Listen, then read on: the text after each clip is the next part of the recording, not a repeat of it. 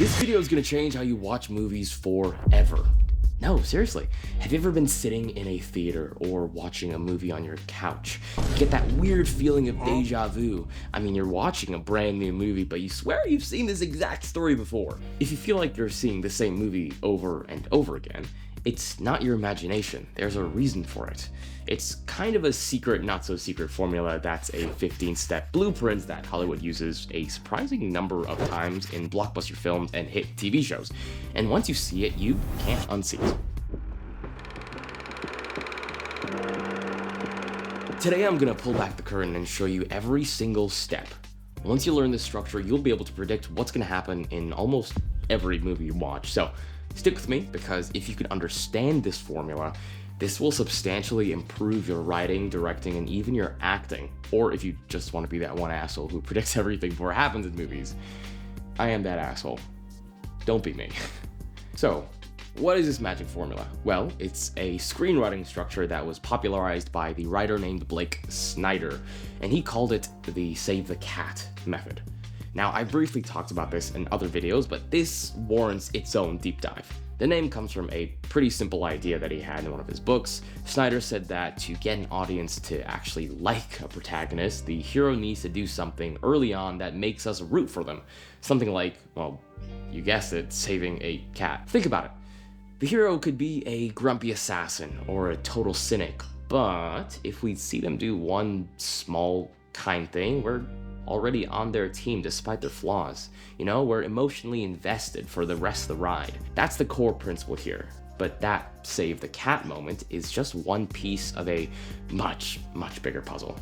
The whole thing is built on a 15-beat story roadmap that guides a script from the first shot to final frame. It's the invisible architecture holding up the stories you love. So let's break it down using some of the movies that you already know and love.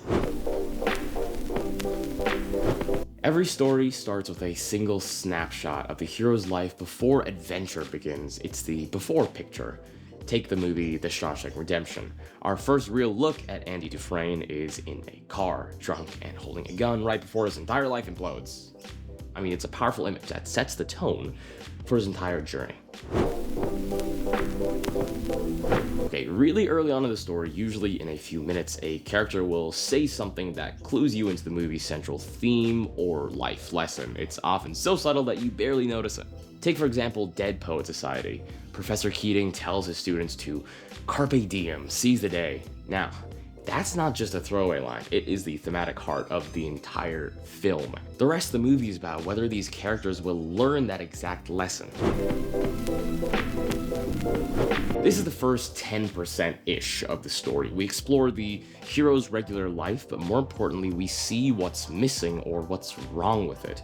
Take Star Wars A New Hope. We spend time with Luke Skywalker on his boring desert farm. He isn't a hero yet. He's just a kid who's desperate to leave home and do something important.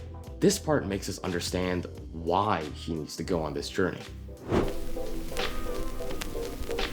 Step 4, the catalyst. This is the moment that shatters the hero's world entirely. It's the inciting incident, the call to adventure. This is a very obvious example, but for instance, Spider-Man, the catalyst is the bite from the radioactive spider. Before that bite, he's just a normal high school kid.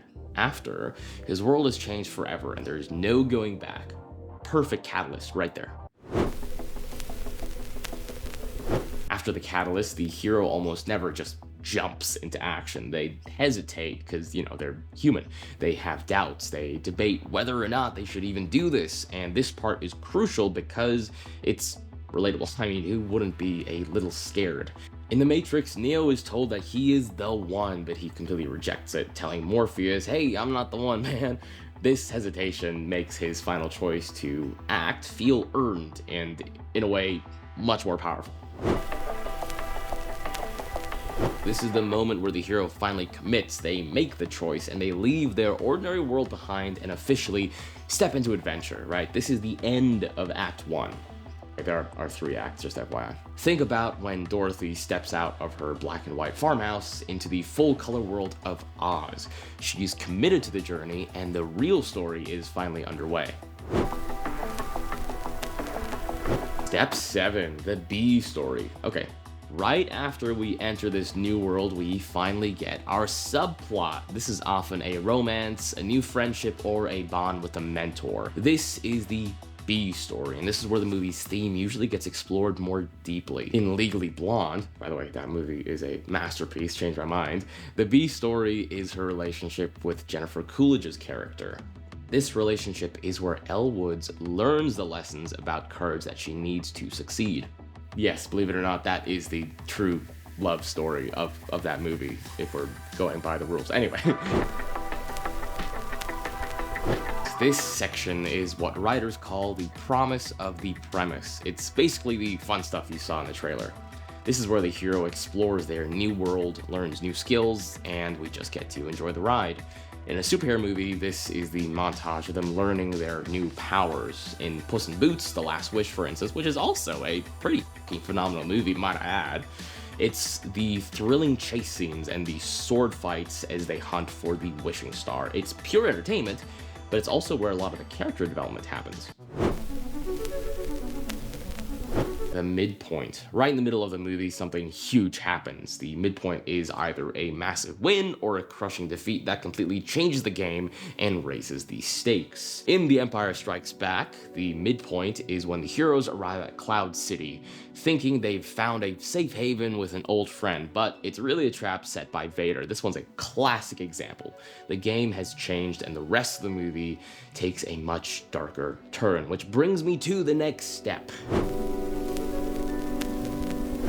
Step 10, bad guys close in. After the midpoint, the fun is officially over. The pressure starts mounting, both externally and internally.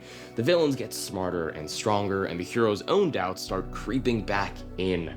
After the trap is sprung in Empire Strikes Back, just to, keep the flow on from that last example, the bad guys are closing in from everywhere. Han is captured, the rebellion is in retreat, everything starts to look shit. Everything starts to look hopeless, okay? This is the absolute lowest point for the hero. It's that moment where they are completely and utterly defeated, and it feels like there's no way they could possibly win. Now, this moment often comes with some kind of death. Sometimes a mentor dies, or a relationship ends, or the hero's own hope dies. In the movie The Fault in Our Stars, this hits when Augustus, which shatters the perfect world he and Hazel were building. And God, that movie still gets me, dude. Shit, maybe I do have the movie taste of a 13-year-old girl. Anyway. Right after the all is lost moment, the hero is in the dark, reflecting on what just happened. This is the quiet, emotional core of the journey in Pixar's Inside Out. Joy is trapped in the memory dump, holding on to a forgotten memory. It's here at her lowest point that she has a huge realization. Sadness has a purpose. This is the moment where the theme of the movie finally clicks into place for our hero. The theme that was set up in step 2, I think it was? Whichever step it is. It finally clicks into place for our hero. Also, rip Bing Bong. He was a real one, okay? That shit still hurts. With the new insight from the Dark Night of the Soul moment, the hero comes up with a new plan. They've processed their failure and they've learned the lesson, and now they know how to fix things. In Mulan, for instance, no, not the live action one, the actually good one. After she's been kicked out of the army, she sees the Huns heading for the city, and using her own intelligence combined with what she's learned as a soldier, she creates a brand new plan, which launches us into the final act. This is girl bossing done right. Let's go. We're almost there. This is the finale, the climax. This is where the hero confronts the villain one last time, but now they use the lesson they learned on their journey. They don't just win with brute force, they win because they've changed. They've earned it, in other words. A fantastic example of this is in The Lord of the Rings, The Return of the King, right? So Frodo finally gets to Mount Doom. He struggles, but ultimately it's the lessons about friendship and sacrifice that lead to the ring's eventual destruction. This final battle is always a test of the hero's transformation. Final image. So, Just like how we had an opening image, we have a final one. This is the last snapshot, and it usually mirrors the beginning and shows us just how much the hero has changed and how much their world has changed around them. Let's take a look at Shawshank Redemption again. At the very end of the movie, we see Red, a man who once felt defined by prison, walking free on a sunny beach to meet his friend, right? It is the perfect opposite of the beginning, and it beautifully shows his complete transformation. Whew, okay, now that we've gone through all the steps, let's talk about why it works. So, that is the 15 beats that are hiding in so many of these stories that you love. So, why does it work so well? Because, well, it mirrors us as humans and how we actually grow and solve problems. It gives us a character to root for, then sends them on a journey that tests them, makes them face their deepest fears, and lets them come out on the other side as a changed person. This isn't just a structure or a formula, it's a finely tuned machine for emotional investment. Now, it's important to know that great filmmakers often play with this structure, right? They might combine beats or switch the order or even intentionally break the rules to surprise you. This is a guide, not a hard rule, but the more and more you understand this quote-unquote formula, I think the more and more you'll understand the medium of film in general. At this point, you might probably be thinking, oh great, thank you, you've just ruined movies for me. Now I'm just gonna be checking off boxes next time I watch something on Netflix, right?